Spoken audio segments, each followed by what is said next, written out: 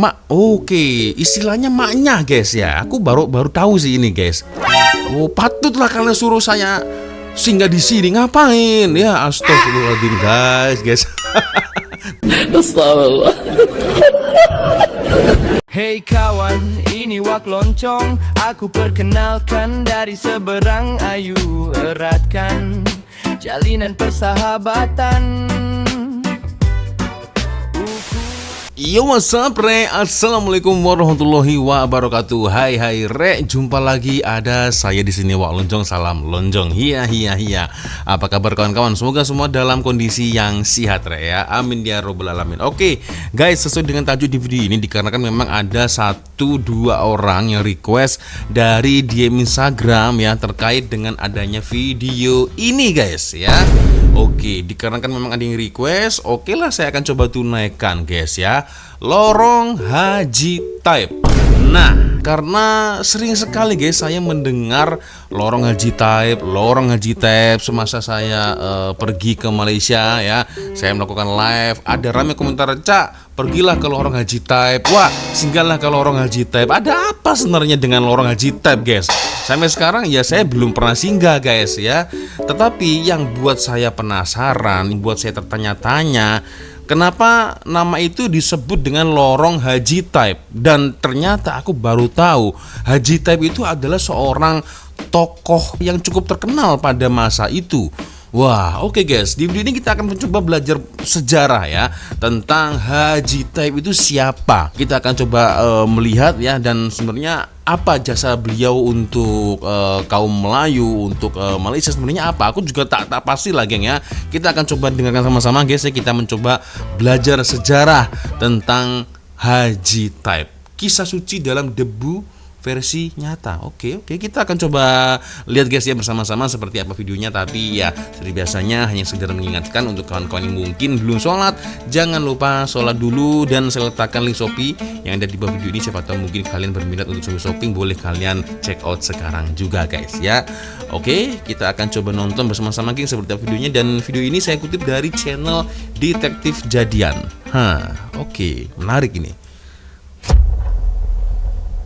Subscribe guys, jangan lupa.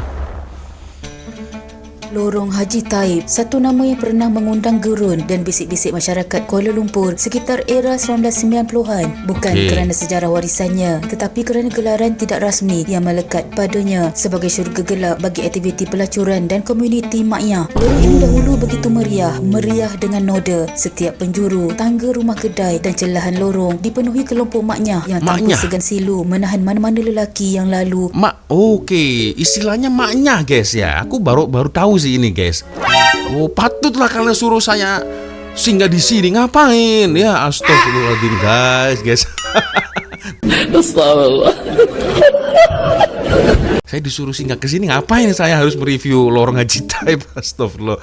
Tapi kita akan mencoba belajar sejarahnya awalnya seperti apa dan sebenarnya siapa Haji Taib itu guys ya kan? Dan menawarkan perkhidmatan secara terbuka. Ketika itu tidak perlu bertanya atau menyelidik. Hampir setiap warga kota tahu apa yang berlaku di lorong Haji Taib. Malah ada yang datang bukan untuk melanggan, tetapi sekadar menonton gelagat penuh berani mereka yang menjadikan lorong itu sebagai pentas lakonan kehidupan malam yang penuh kontroversi. Namun segalanya seakan berubah selepas negara melalui fasa perintah kawalan pergerakan PKP dengan wujudnya balai polis Chowkit yang menggantikan pondok polis kecil sebelum ini. Lorong Haji Taib dikatakan sudah bersih, tiada lagi suasana rendah atau kelibat terbuka seperti dulu. Lorong itu kini lebih senyap dan lebih terkawal. Begitu realitinya tidak semudah yang disangka. Aktiviti tidak bermoral itu masih wujud, cuma lebih terselindung. Ia seperti bisul yang tidak pecah, terus menjadi nanah dalam tubuh kota. Pasar malam dan perkhidmatan urut tapak kaki yang tumbuh sebagai tarikan pelancongan sekadar menutup sebahagian wajah lorong ini. Namun noda lama belum benar-benar hilang. Ia bukan pengakhiran, hanya penyamaran. Lebih menyedihkan, di sebalik segala sisi gelap yang membaluti lorong ini, ramai yang tidak mengetahui sejarah sebenar nama Haji Taib yang diabadikan sebagai nama jalan tersebut. Nama yang mulia itu seolah-olah dikambus dan dicemari oleh aktiviti hitam yang berakar di situ sejak puluhan tahun. Lorong Okey. Haji Taib bukan sekadar jalan, ia adalah simbol bagaimana sebuah nama suci boleh ditenggelami oleh bayang-bayang maksiat yang berpanjangan, dan kisah ini belum benar-benar tamat.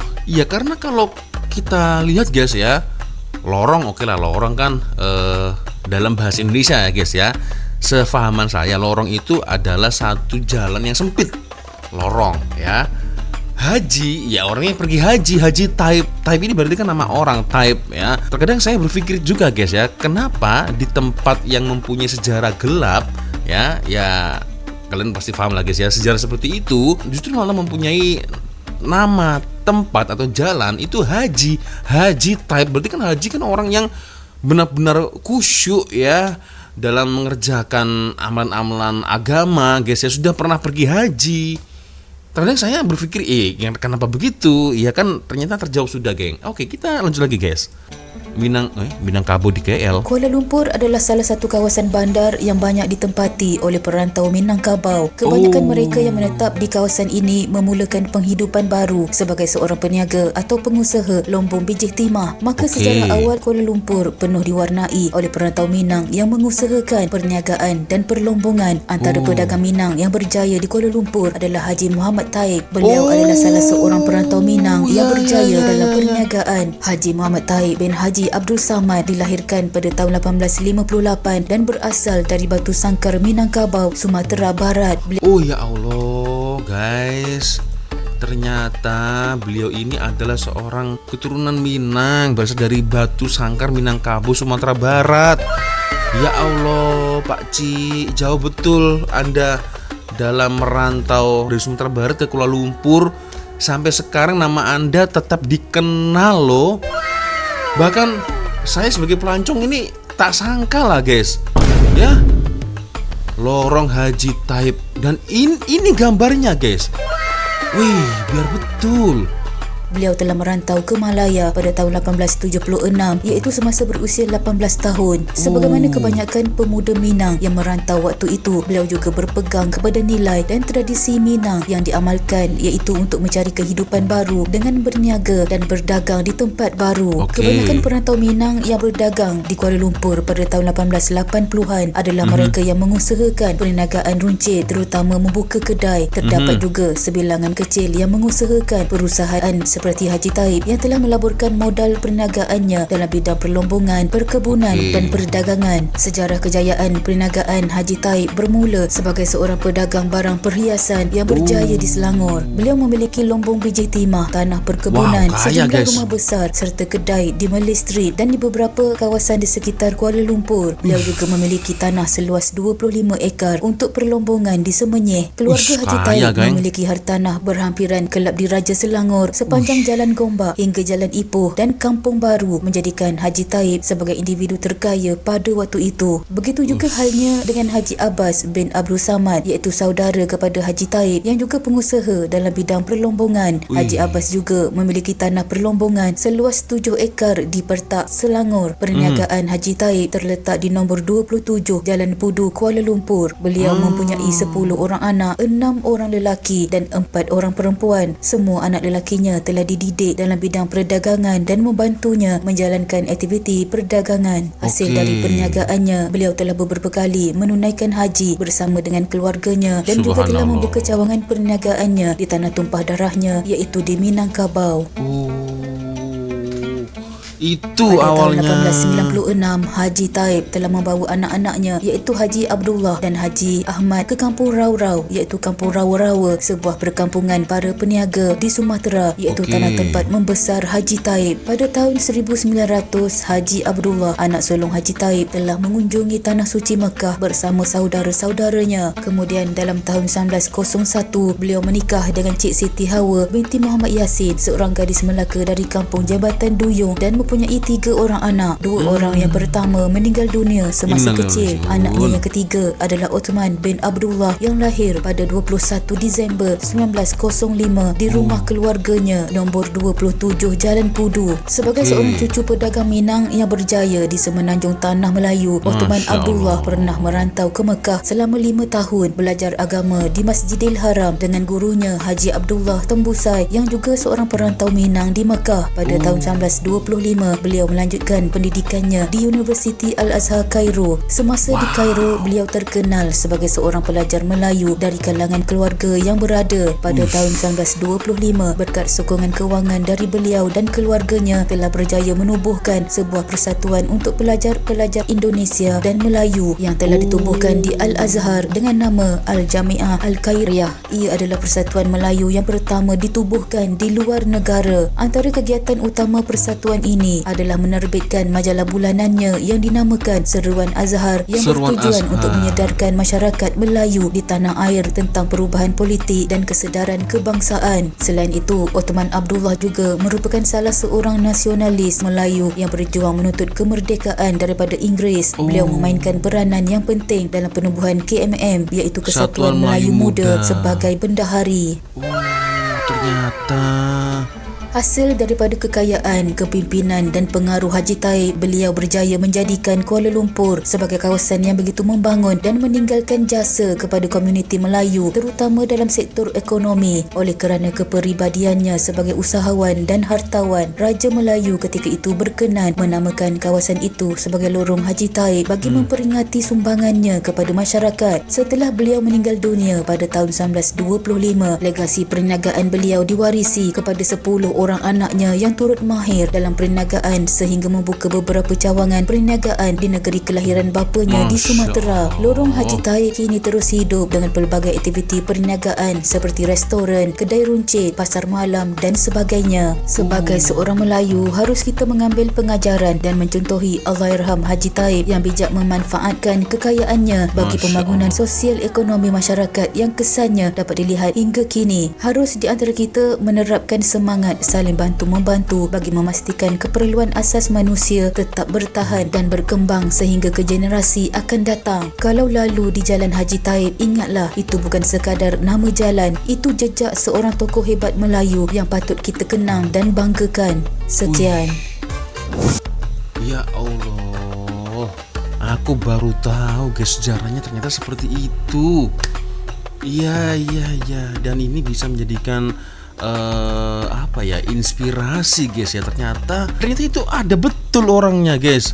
Dan aku masih tak sangka ternyata beliau berasal dari Sulawesi ya, yang merantau di Kuala Lumpur sampai dia boleh berjaya hingga di saat ini guys. Berarti guys, maknanya mungkin anak-anak cucu-cucu dari Haji Taib ini sampai sekarang masih hidup guys ya, masih hidup dan maybe masih berjaya menjalankan usaha dari kakek moyangnya itu ya, Haji Taib itu kan guys ya. Mungkin seperti itu. Masya Allah. Ya. Oke. Sangat menarik sekali guys. Seolah-olah kita memang dibawa ke masa lalu. Sebenarnya inilah maknanya guys, Lorong Haji Taib. Ya Allah. Oke. Cobalah kita nonton beberapa komentar guys ya.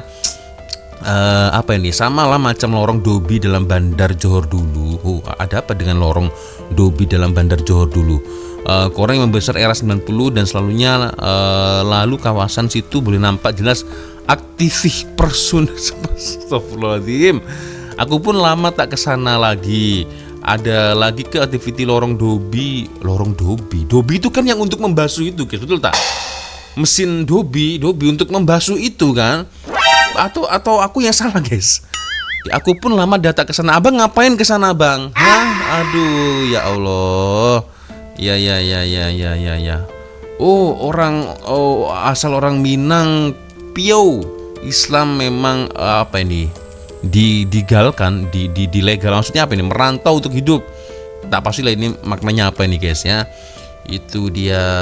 Oke, zaman British dulu street Java Street, Mountbatten ya, Street, Holland Street, Haji Taib Street ialah jalan. Cuma dalam 4-5 dekade ini dipanggil lorong. Harusnya Jalan Haji Taib, sekarang lorong ya, Lorong Haji Taib. Jadi inspirasi bagi kita Melayu Tanah Malaya. Oke, dia bukan asal Tanah Melayu Indonesia Sulawesi, karena saat itu Indonesia belum ada guys ya. Indonesia kan merdekanya di tahun 1945 ya kan. Jadi pengajaran dari Itibar dapat diambil, jangan rasis lagi pada bangsa negara ini. mereka juga nenek moyang mereka dulu lebih bertamadun dari yang ada sekarang ini. Jangan karena titik nila rusak susu sebelah. Enggak. Al-Fatihah untuk arwah, jasa dan pengorbanan senantiasa dalam melipatan sejarah Malaysia. Ya itulah guys ya. Jadi hakikatnya kalau kita memang mau lebih membaca ya, atau mungkin kita mau menganalisa bahwasanya kakek nenek moyang kita ya sebenarnya ini masih ada hubungan guys yang sangat erat sekali ya kan guys. Maybe rakyat Indonesia yang datang ke Malaysia ya kan guys, banyak sekali guys, banyak sekali ya. Sampai sekarang bahkan ramai juga nih rakyat Malaysia yang punya istri orang Indonesia, atau mungkin orang Malaysia ya suami punya istri orang Indonesia juga begitu, atau mungkin orang Indonesia punya suami orang Malaysia. Sampai sekarang itu masih berlaku guys ya kan. Itu akhirnya terjadilah Malay Indo Malay ya kan, anaknya begitu. Ya Allah. Orang Haji Taib bertempat di Kuala Lumpur. Apa dah jadi dengan keturunan Haji Taib sekarang nih ya? Teringin nak tahu keturunan orang-orang yang terkenal, yang dikenal event pengkhianat sekalipun macam buang, supaya keturunan pengkhianat dapat dihindari dan keturunan baik dapat diingati dan diraih. Oh iya ya. Itu yang saya katakan tadi ya. Saya pun tertanya-tanya, macam mana keturunan Haji Taib sekarang ini? Anak-anak dia, cucu-cucu dia. Oh ini geng. Masih ada, tapi kemewahan tak seperti dulu. Kebanyakan duduk di sekitar PG, KL. Serius.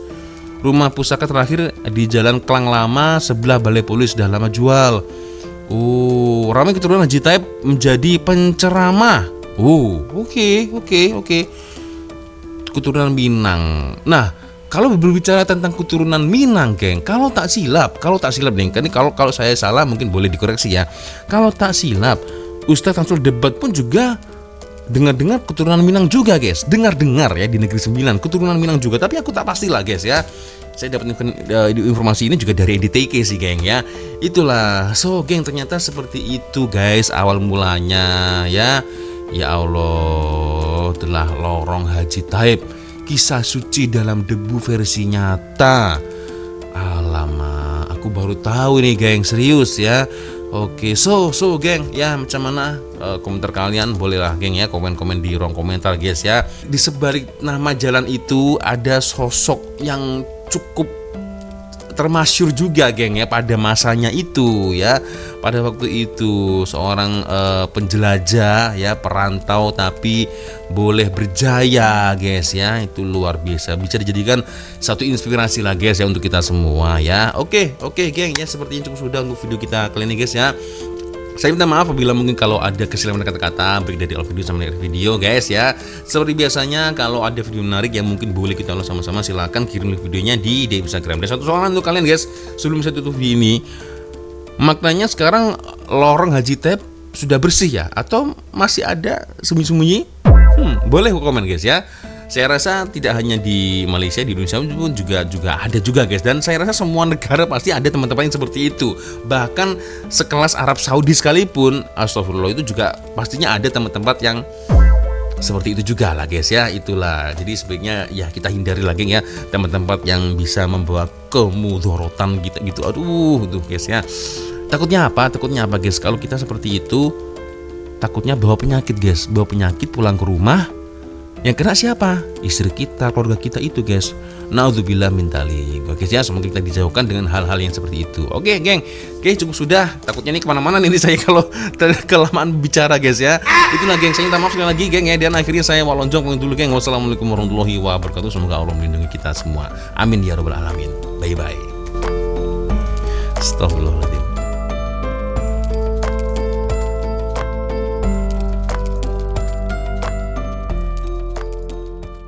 Hey kawan, ini Wak Loncong. Aku perkenalkan dari seberang, ayu eratkan jalinan persahabatan.